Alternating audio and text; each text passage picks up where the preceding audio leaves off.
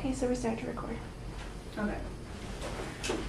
My name is Kayla Brooks with Project Next Generation at the Richland Park Library. I am interviewing Kelley D. Nichols on June 22nd, 2018 in Richland Park, Illinois for the Illinois Veterans History Project. Hello, Kayla. Hello, Ms. Kelley. How are you today? I'm fine. All right. Where and when were you born? I was born in Chicago, Illinois, on August 26, 1972. Who were your parents and what were their occupations? My mother is Marilyn Nichols, and she went to Cooley High Vocational School. You probably remember the movie, probably not. But she moved to Chicago Heights, Illinois, to the south suburbs when I was around 2 years old, and she was an AT&T 411 operator for like 25 years. She worked at Illinois Bell. And then my dad, she was married to my father for 2 years, thus she moved out here. His name is Millard Nichols, and he has passed away probably about 10 years ago. My mom is still with me though. All right. Any siblings? Yes, I had one older sister. Her name was Keisha Nichols. She was 4 years older than me. But when I was about 15 years old, 10th grade at Bloom, I came home and there was police and stuff around the house. And my sister had been stabbed 6 times. She was stabbed to death in our apartment. She was 17 years old and she had one son. He was only 11 months. So my nephew never really knew his mom. He doesn't remember her. This was in 1987, so that was the only sibling that I had. So I'm the only one. I was the only one, me and my nephew. Oh, I'm so sorry for your losses. Thank you. What were you doing before you entered the service? Well, I went right after high school graduation, so I was, a high school student. Loved the broadcast. I was on the broadcaster, taking journalism classes. I was an English major. That was my favorite subject. History, and I was a student athlete, believe it or not. I was on cross country, track, cheerleading. Well, not quite cheerleading, but like to help choreograph the pom-pom squad thing, the dances. I wasn't actually on it, yeah. Gymnastics. So yeah, I was a real athletic as a high school student. I tried to stay active in high school. And I had a part-time job. I worked at the local Dairy Queen. I lied and said, can I say that? I lied and said that I was 16 when I was only really 15 with some months to go, and they hired me, and then I worked there until I graduated. Yeah. In which branch of the military did you serve? The United States Army Reserve. Did you enlist? No, you already said you were enlisted. Yes, yeah. Why did you choose this specific branch? Well, I chose the Army Reserves, A, because they were offering to pay the most money for college tuition, and then B, they give the most benefits for dependents. Like if you have children, there's no limit. Some branches, they limit the amount of children that they will, assist you with. And I saw the commercials a lot. They had a lot of commercials on TV at the time. And we did have a recruiter, an Army Reserve recruiter. They used to come to Bloom High School. What was his name? I forgot his name. Older guy, and because we had the ROTC program, but I was not in the officers program, but it was the most familiar and available at the time, and that's like the only thing that I knew about, so I chose to go to the reserves. All right. What happened when you departed from training and entered your early days? Well, departed from training camp and entered your early days of training. Well, like I said, I am in the Army Reserve, so I was not a full-time active duty. I went on the weekends. They call us weekend warriors. So I went once a month on the weekend, and we were an AG adjunct unit. So we used to have the good tours. We would go for 2 weeks every year to train. I was in a postal unit, so we would go to Korea and Japan and Germany and help them with their post office. So it was the best of both worlds. I got to travel and see the world, but I was not an active duty member because I was in college. I had enlisted in Prairie State College. I wanted to be an English teacher. So. Do you recall your instructors? If so, what were they like? My instructors? Can we say that on the camera? It's a lot of politically incorrect stuff that they can't do now that they used to do back then. Man, drill sergeants would yell at you. They used to call us names. And they couldn't hit us though. I know some older people say that they used to get hit by their drill sergeants. So they used to swear at us and stuff and call us names, but it was not funny, but it helped snap you back into reality quick. Because people may talk to you like that, and you know, as a black female, they have. So they just want to know that you have thick skin and that you don't react, you know, to certain things. So if someone's been yelling at you for 5-6 months, you know, calling you names, but then you overcome it. When you get out in the real world and somebody says something to you, then it won't affect you as much. So I think it was part of the psychological training. It worked. It worked. Did you receive any specialized training? Yes. As I said, I'm in a postal unit, so we had to learn, just like working in a post office for the military. And I will say,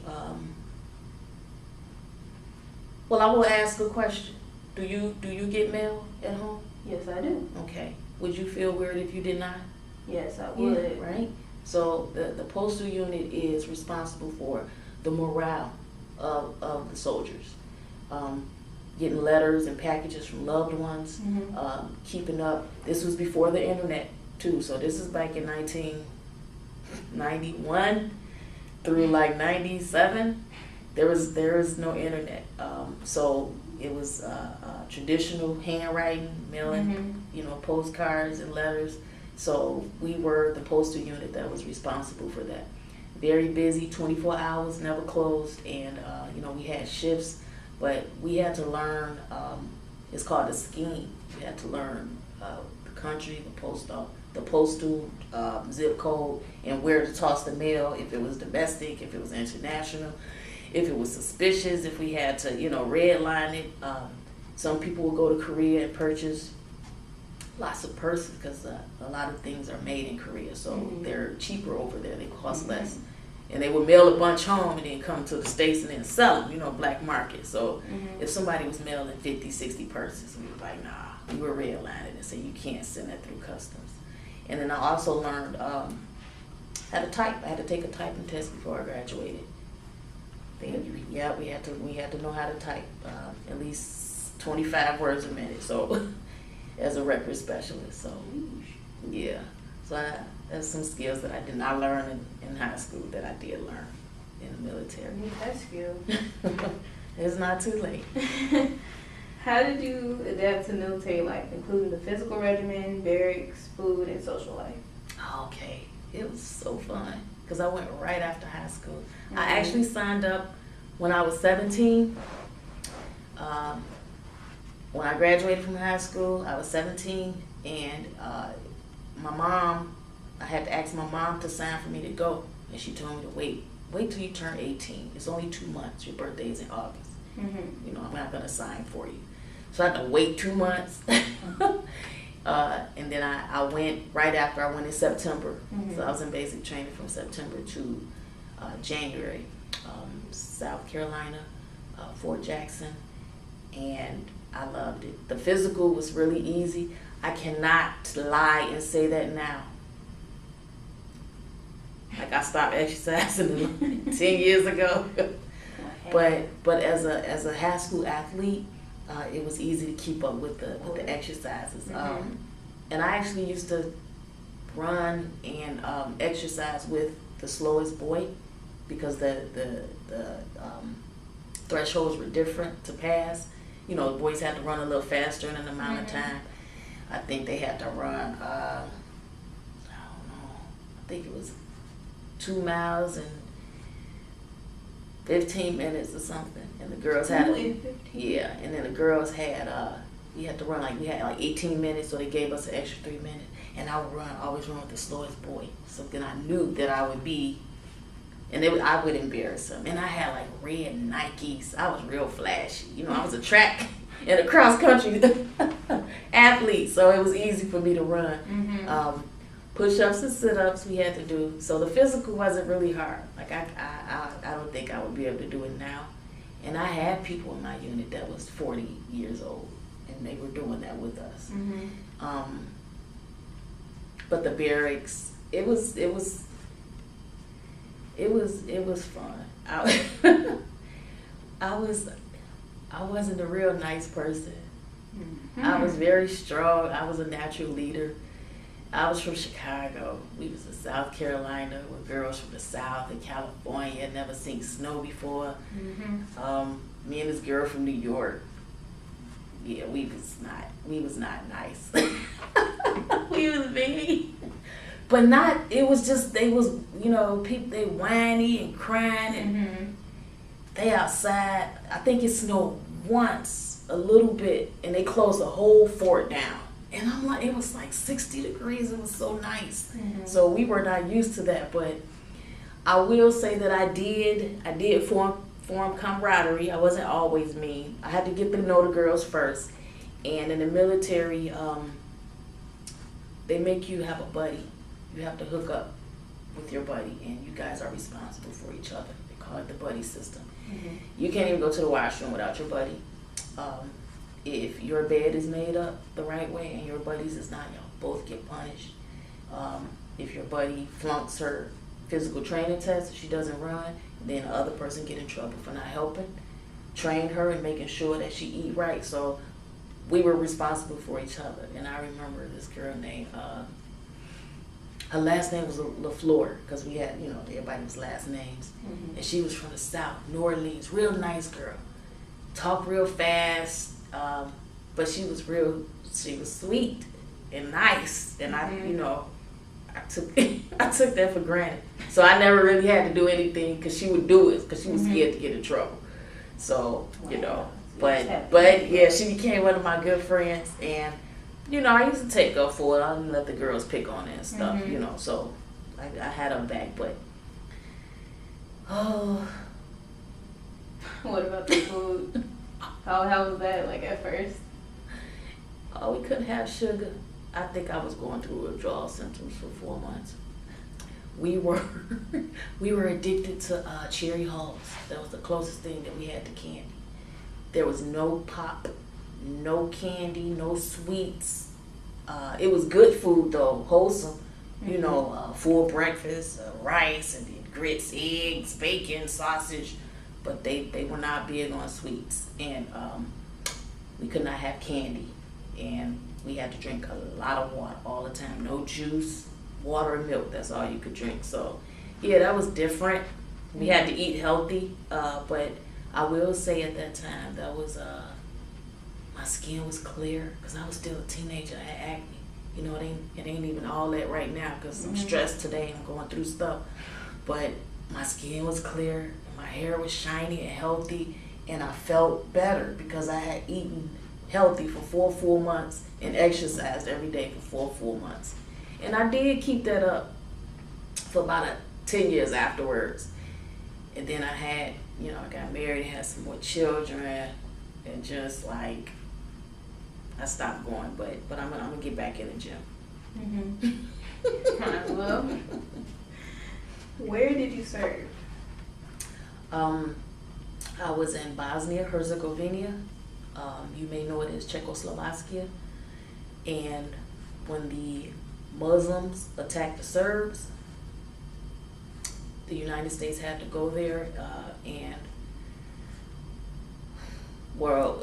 When they went, it was a war, and it didn't last long. I think it was about 8 months, and then we came as a peacekeeping unit to make sure nobody went back on their word. The country was very devastating. I saw churches riddled with bullet holes. I saw a few planes just out laying in the street. And in Bosnia, they have a lot of undetonated mines. So we were not allowed to walk on the grass. You would see children half blown up because they were, walking in the grass, and then the mine detonated, blew them up. And we had learned 2 phrases. Minipu, that means, is there a mine on this road? Right? You ask the locals, because the people that live there know where the mines are. And Stani Ilipukan, stop or I'll shoot. So that's the only 2 phrases that we had to know. But ironically, everyone overseas, they already know English. They know English too. They learn it. Mm-hmm. So the locals were really nice, but it was very devastating. It was so sad to see. We were in the rear with the hospital, the post office, the fire department. It's a whole community set up. And we did have a few bomb scares because, people mailing, trying to blow up the post office. So a guy had his mom mail him a razor, and she put the battery in there. And it must have flipped on, and the box was jumping around. Everybody was scared. We had to evacuate, and it took like 8 hours. I feel so bad for that soldier. They ripped him a new one. He got in trouble. Yeah, he got in trouble, and he, I guess he called his mom. It was like, can't do that anymore. But, yeah, it was devastating, and we couldn't. When we left the barracks, even to use the washroom, because there were no inside washrooms, you had to walk to a designated facility. We had to wear Kevlar, your helmet, your Kevlar, carry your rifle with 60 rounds, locked and loaded, ready. And this is to use the washroom. So, yeah, although I was not on the front line, and I commend those people for being on the front line, we had our own scares in the rear as well. So, because we'll take out the post office, the communication, right? The hospital, there are rules of engagement, but, when you're at a war, everybody doesn't follow the rules of engagement. They fight dirty, so we had to be prepared. Oh, you just went on everything. Okay, what kind of friendships and camaraderie did you form while serving, and with whom? Lifelong friends. I'm still friends with some of those people today. I don't know, it's a different feeling when you cheating off somebody's paper and math, and then when you need somebody to walk you to the washroom with 60 rounds, on them to, in case somebody try to attack you, they the ones got to save your life. It's a different bond. Even with the boys, because we would go out. Sometimes they would let us out. We call it the box. They would let us out of the box to go into the real country, to a club or a movie or something. And the boys, the males in our unit, would be very protective, like we were their sisters, against the locals. But yeah, I'm still very close friends with a lot of those people today. We supposed to have a reunion. Somebody planning it, but I think we had one maybe 10 years back, and I saw everybody. But I still see about half of those people today still, because everybody was from the community. Yeah, so. That's pretty good. How did you stay in touch with family and friends back home? I worked at the post office. So, yeah. Yeah, so I think we got like we had to use a payphone or a landline from in the office. You had, weekly phone call. Again, there was no internet. Like, I couldn't imagine. Could you imagine? You couldn't imagine. I can't imagine. No internet. There was no Not instant, right? I would write a letter, and then maybe 3 weeks later, I would receive an answer. I would ask for music, like cassette tapes, because it wasn't a lot. Like, we couldn't go shopping, and they didn't have a lot of good music that I listened to. So, I can't. It was so bad, Kayla, that when we watched TV, it was all only like military everybody had on a green BDU suit, and then they would, you know, tell about the car or the McDonald's that was on. It wasn't the same because McDonald's is everywhere. But there was no real TV. So when we saw commercials, like we would like that. Rewind that commercial. Rewind that commercial. You know, remind you of home because that was the only real TV. It was because they want you to be focused. They want you to be focused on you know, the mission. So there's no distraction. So didn't you guys get like news extra late and things like that? Yeah. But that's what they have an intelligence unit. They still have it. Like that's still real. What? The instant news, I guess. Right. Well, the need to know. And you, from the higher ups, will tell the people in charge what they needed to know, and then they would disseminate the information to us and what we needed to know. So I think that it was more prevalent and more immediate with frontline staff, people that was the soldiers that was up front, you know, fighting the war. But yeah, you probably can't fathom. But what about me thinking about when they didn't even have landlines? They had to use the Morse code in World War II. How did they communicate, right? No clue. They lived. They communicated. They found a way. Yeah. So, just with the advancement of technology. But, yeah, postal unit, airplane, delivering your mail, and you breaking it down and getting your piece in front of your, you know, your tent. Yeah. Okay. What did you do for recreation or when you were off duty? I actually used to do hair. I made a few dollars. I used to do hair. I used to braid some of the Caucasian girls' hair, you know, French braids, because they didn't want to cut it. No. And some of the girls, some of the black girls, you know, they buy a little perm, $5 perm kit, you know, from the place, and you know, and wash their hair, you know, and put the perm in and wash it so they could look nice, because it was a certain way you had to wear your hair, and it had to be pulled off your face. And a lot of girls cut their hair when they were at war. They got tired of it. But I would offer to do braids, and we used to have like fake parties. Somebody with the biggest tent, because we lived in tents. Somebody with the biggest tent would like have a little party, have a good tape or some music looping over and over again.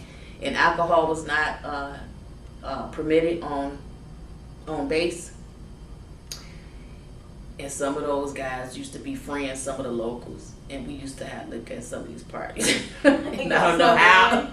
Yeah, and then some people would try to sneak in liquor through like a scope bottle, like mouthwash, and it would be masked with the mouthwash, but we could tell if the seal was broke, and we would redline it, you know. And then we would keep it and drink it later. Oh my gosh. Wow. Yeah, so but I used to read. I read a lot. I read so many books. It's past 10. The stuff that I could get my hands on. They didn't have a library there. So like we would switch and read books, and I would read stuff that I may never have checked out on my own. But there was nothing else to do. I was over there for a year. You know, no TV. You couldn't go off campus. So just, I don't know, reading and. Is it? Yeah. Really, just reading? Trying to. It was a 24-hour mess hall. We used to eat a lot. You know, walk to anytime you go to the lunchroom, it was open. And they had chefs flown in from all over the world. Like, those were civilians. They were getting paid $100,000 a year. And, you know, we would have the best homemade, like, lasagna. And they would make this food, and they came from the States. And then you would sit and talk to them. And you would ask them questions, because they had more access to the outside world than you did. So just, we had a lot of fun. It was like traditional fun, I guess. But yeah, I was in the gospel choir, so I went to church when I was out there, and we rehearsed our songs so we could sing them on Sunday. they used to do little, mock talent shows, and I would try to sing Whitney Houston or something. Somebody would try to dance, but yeah, so we entertained ourselves. We were all adults, but we remembered where we were and why we were there. But we kept our morality up through mail and friendship and each other. So that's good. But you guys didn't get to do anything off base. No, just something. I think that whole year, 3 times maybe, I think we were permitted to go off base. And I drove through the city, and that's when I saw all the tragedy. I was scared to be at the club or whatever. Yeah, so we would go to a store. The locals would always ask us for batteries for some reason. They didn't have batteries. Yeah, they wouldn't. I think they wouldn't allow them to have batteries. We had the disposable cameras, the little Walgreens cameras with the 35 yacht, and then you would take it in and get it developed. Take all day for them to develop it, because you were scared to leave your film with a local. They might steal it, and because we were not supposed to interact with the locals, but they were there, and we were there in their country. Yeah. And they liked to see us there. They felt safe when we were there. They were the ones that got attacked. So we used to get them to buy us candy, because we can't have candy. Wow. And we exchanged batteries. Yeah, we had a barter system going, so that's good. We survived. Batteries for candy. That's a good way. Where were you when the war ended? Well, yeah, I was still stateside, but then we were on our way to go to Bosnia. But we did have to go to Germany first. We had a layover in Hungary because we were not allowed to fly into Bosnia. They said that they would have shot the plane down. So we were in Germany, a layover for maybe 2 weeks. We was in Hungary. I got a lot of pictures. But we had to drive 14 hours from Hungary to Germany because they were not allowed. And I don't know if you ever took a Greyhound before. That was the longest ride ever. I mean, people was complaining. We were afraid. We were scared. We didn't know what to expect. I had never been at a war before, a peacekeeping mission. When we went to the other countries, we were, tossing mail. We were helping out at the post office. This was different. We paid special attention to our training. Like, we had to, learn how to shoot different weapons, not just laying down in the foxhole, but standing up, target training. You had to stay fit, eat right, stay hydrated. We had a counselor on duty with us, somebody that we could talk to, because some people was going crazy. And I'll tell you, when I went to war, I begged my best friend to go with me, because I didn't want to go by myself. And she went with me. Her name Lori Wilcox. I was like, Lori, you going with me? She was like, girl, I was like, I don't want to go by myself. I was scared to death. But it was my turn, because when we was in a unit, being an adjunct unit AG, and we get all the good tours to, Germany and Korea and Japan. But also when it's time to go somewhere, you gotta go first. We had to go first. And I think 2 people have went in rotation. It was my turn. I was in the lineup. My son was only 3 years old at the time, and he's 23 now. He was 3 years old at the time, and I was afraid to leave him. And I was scared to go by myself. My friend went with me. That's good. Yeah, and we still talk every day. To this day, she's still my best friend. She lived down the street from me. Wow. Yeah, so. That's great. How did you return home? Oh, how many planes we took. Plane, trains, automobiles. We, I know it was a 14-hour plane, and then some buses and, some cabs, but it took a long time. And we had to mail our duffel bags home first. So everything that we had accumulated there, a lot of stuff we gave away. Like, you couldn't ship, like, perfume and stuff. They wouldn't. Liquids, yeah. So, and in the military, the benefits, they very generous. You got out there, they gave us like a credit card, like we didn't know what the credit card was. And they was just like, show this and you can buy stuff. We had everything, perfume and Jordans and stuff that we couldn't even wear on base anyway. We just buy this stuff. But we mailed the duffel bags back home first, and then it was our turn to come home. And they shipped us out in, in sections. And then for like 3 years, even to this day still, when I go get my mail, I walked around to the driveway to the sidewalk, and I got the mail. I would not walk on the grass at home because we were taught not to walk on the grass because you could get blew up. We used to have barbecues. I used to have a chair on the concrete on the pavement. I would not walk. I would not walk in the grass. So even to this day, I walk around. Like you never know. It's scary. That post-traumatic stress disorder stuff is real. And I was in the rear in the post office, so I can't even imagine people, even like with your mom, that's dealing with the upfront action.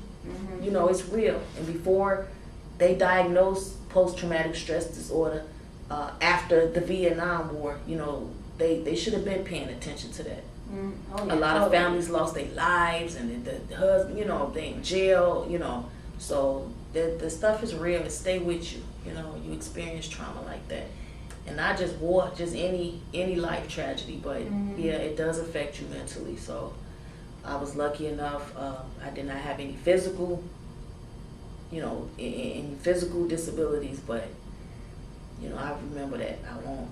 Even right now, my palms are sweating. Like you don't walk on the grass. You can get you can blow up. The grass. Yeah. Don't walk on the grass. You can get blown up. Can get blown I would be scared of that too, and I'd probably be shook the rest of my life. Yeah, walking around the grass. Long way. Took the long way. How were you received by your family and community when you came home? We had a big, it was a lot of people at the airport with signs and stuff. My mom was there. One of my cousins was there. And then my friend family was there as well. She had a big family. And it was different from the documentaries and the movies that I see for Vietnam, when they were, spitting on the soldiers and protesting the war and blaming them for doing what the government told them to do. No, we had a good welcome home. A lot of celebration. I was so happy to be home. I had a lot of money because we would get paid, but we had nowhere to spend the money. So I came home with a lot of money, good credit. I had a grant to go to college for free.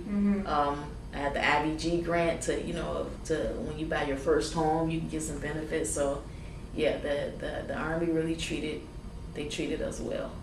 That's good. Yeah. How did you readjust to civilian life? I did walk on the grass. I did. I stayed in my postal unit, so I still went, every weekend. And it was a lot of new recruits. We got to tell our stories and stuff to the new people that were coming in. And then I got a job at Chicago Heights Library. I had been working there already for like 8 years. And then when I came home, they had held my position. They're supposed to do that by law, but they were glad to do it. And I came home and I resumed working for the Chicago Heights Library. I went to college and I got my library degree. I actually bought my mom's house, so I utilized all of my benefits. But yeah, the Army paid for college, and I'm very grateful for that. They paid back a lot of student loans. Every promise they made, they stuck to it, and I was able to have the life that I have today because of the military. Yeah.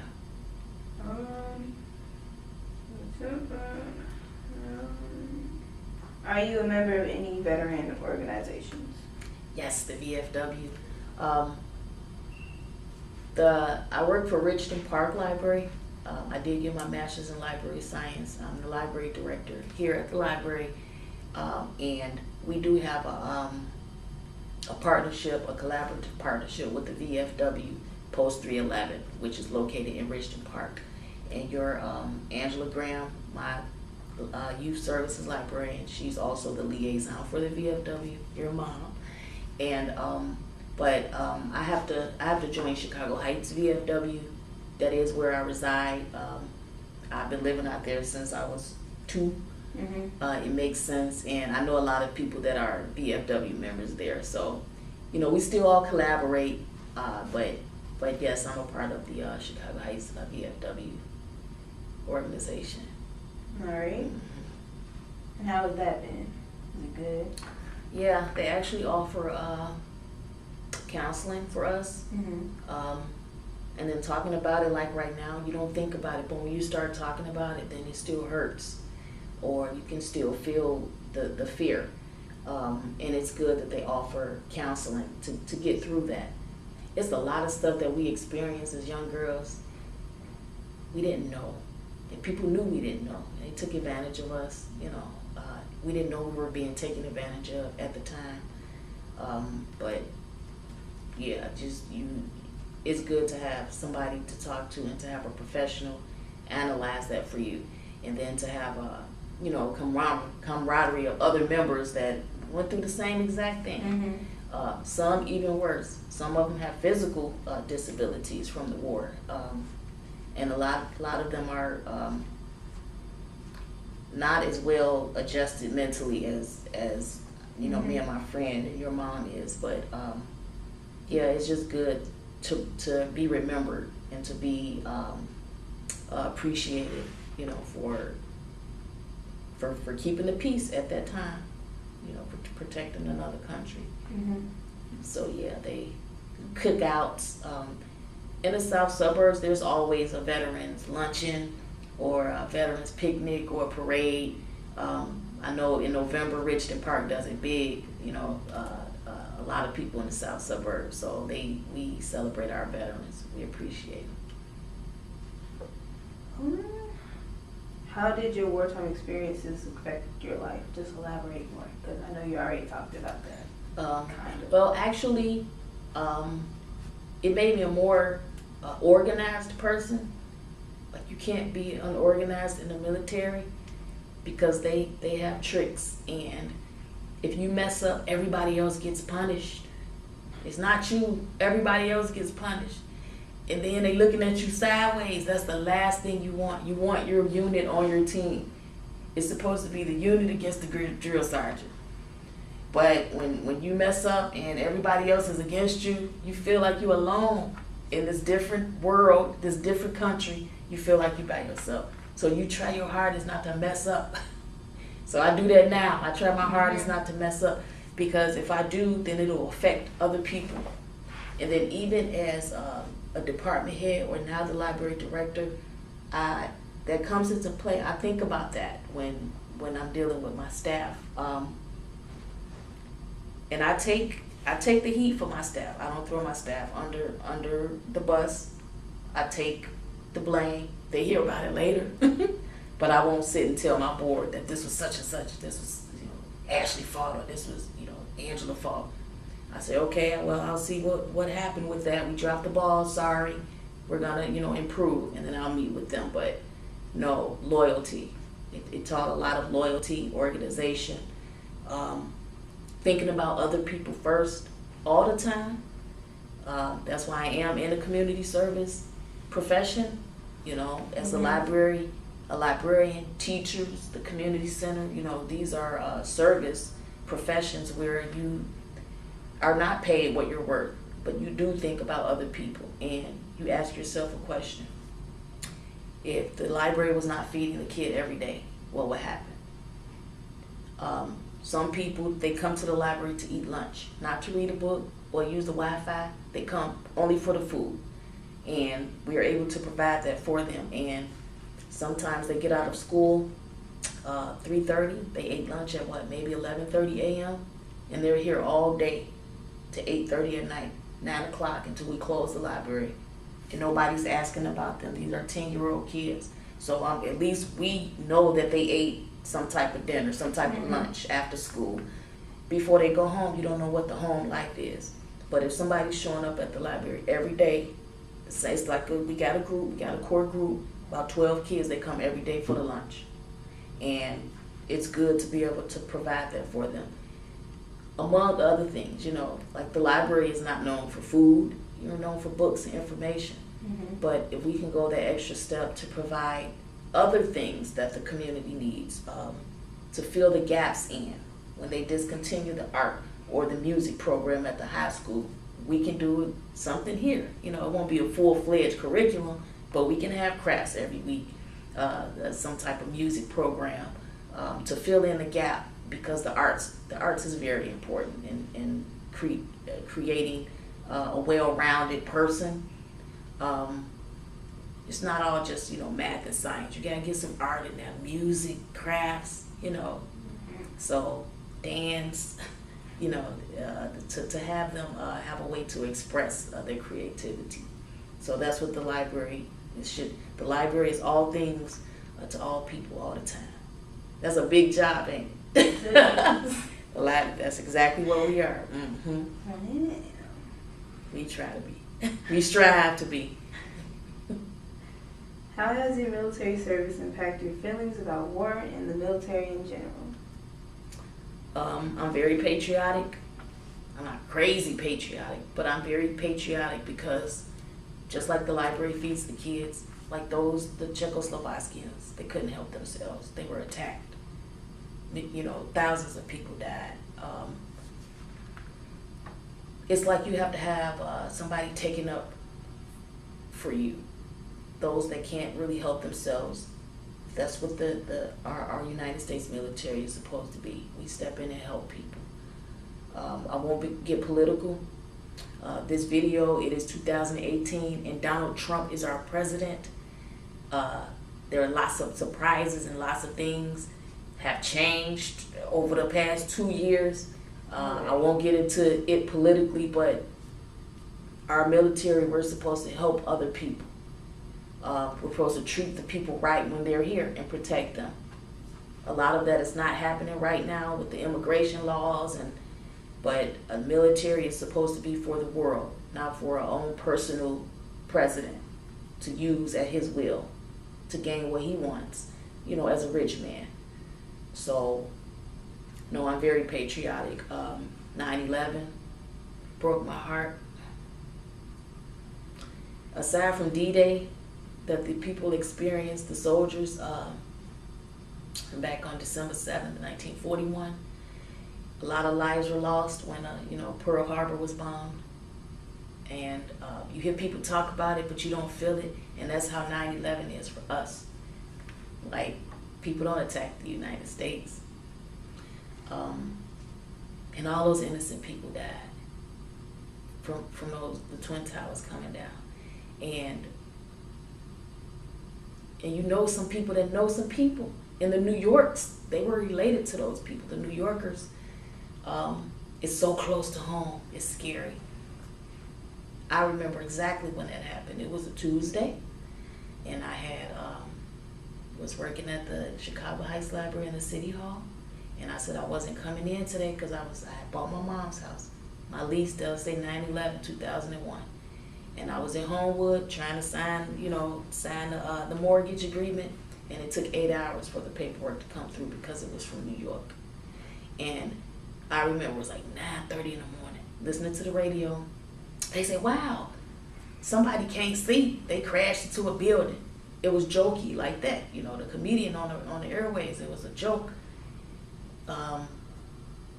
One no phone back then. Okay, Google, Siri, to look. I'm listening to the radio, and I'm driving around, trying to get the paperwork together in the bank for this, this mortgage to go through. I bought the house, and they said, "Wow, wait a minute, another one? That we under attack?" And I went and got my son out of school. I was scared. I went and got my son out of school because we thought every major city thought that they were next. In Chicago, Dallas, Los Angeles, we thought we were going to be attacked next. And then I actually did go to work, and I went downstairs. It was a TV, and I was watching it. We couldn't believe it. That still brings tears to my eyes. It broke my heart. Yes, sir. I hope you never experience a home attack in your generation. I hope you never experience that. It's not. Yeah. I hope so too. I highly doubt it. It's different when you join the military and you train and then you go to war. Mm-hmm. These are 3,000 innocent people, you know, at the bookstore, at work, you know, walking a dog, taking a taxi. All these people died. They didn't even know what hit them. What message would you like to leave for future generations who will view and hear this interview? Wow. You know, because somebody looked back on this. I don't know, just don't take the military for granted. If you can imagine not having the military, some countries don't. They don't have a strong military, and they are constantly taken over by, superpowers. Ukraine. I mean, Russia just took the country. They don't have any way to defend themselves. Thailand with China, they just took it over. You know, they had no way to defend themselves. So a lot of freedoms do come from military and those who are on in other countries or even on the home front trying to protect a lot of those freedoms. We are in America, but I will say, I've always said, this is America, and we all know the history of how America was built, you know, with slavery and, you know, Jim Crow, a lot of racism, the feminist movements. Some stuff has changed, but in 2018, I'm still experiencing a lot of that stuff, even though I know that I'm well off than people, you know, from back then. But I will say this, as a poor black woman in America, I have more rights than a princess in Saudi Arabia. Some countries, if you're a woman, that's it, you can forget about it. Some countries, if you're poor, you can forget about it. I remember being in Japan and I had a medallion of my son around my neck, and she asked, "That's you, baby?" You know, I says, "Yeah." And she looked at my hand. I had no ring on because I wasn't married with the first baby. And she says, "You no husband?" I said, No husband." And she was astonished and surprised and couldn't believe it. "How do you take care of your baby?"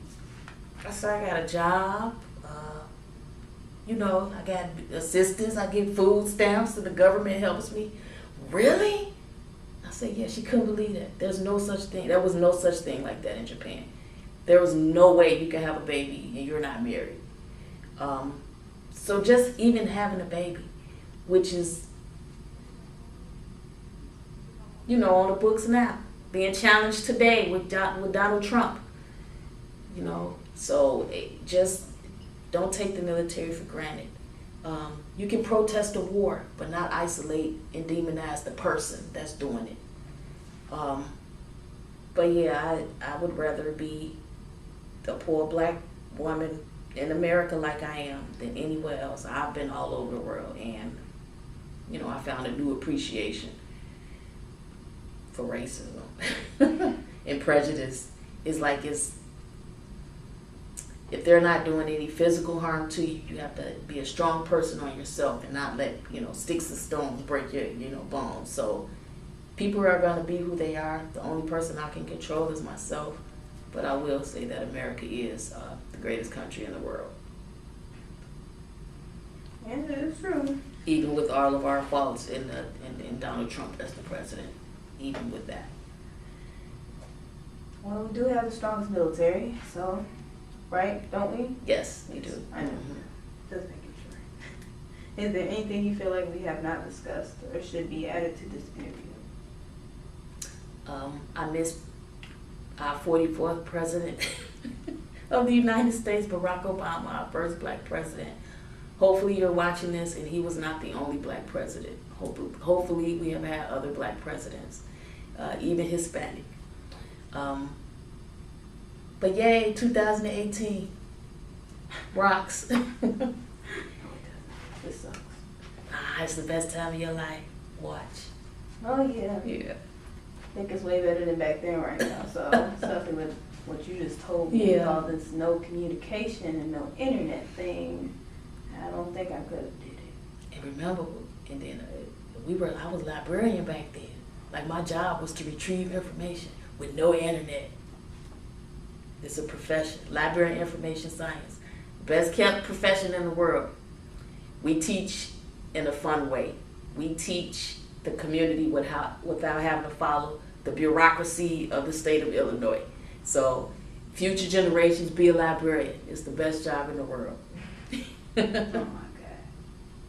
God. Okay, well, we went through all of the questions, so I want to thank you for all of your information and for letting me interview you. Okay, you're welcome, sweetheart. Are you joining the military yourself? Not at all. You're going to college? Yes, I am. Good deal. Good deal. I only went to go to college, but I'm glad that I did go. It was an experience like no other. So thank you.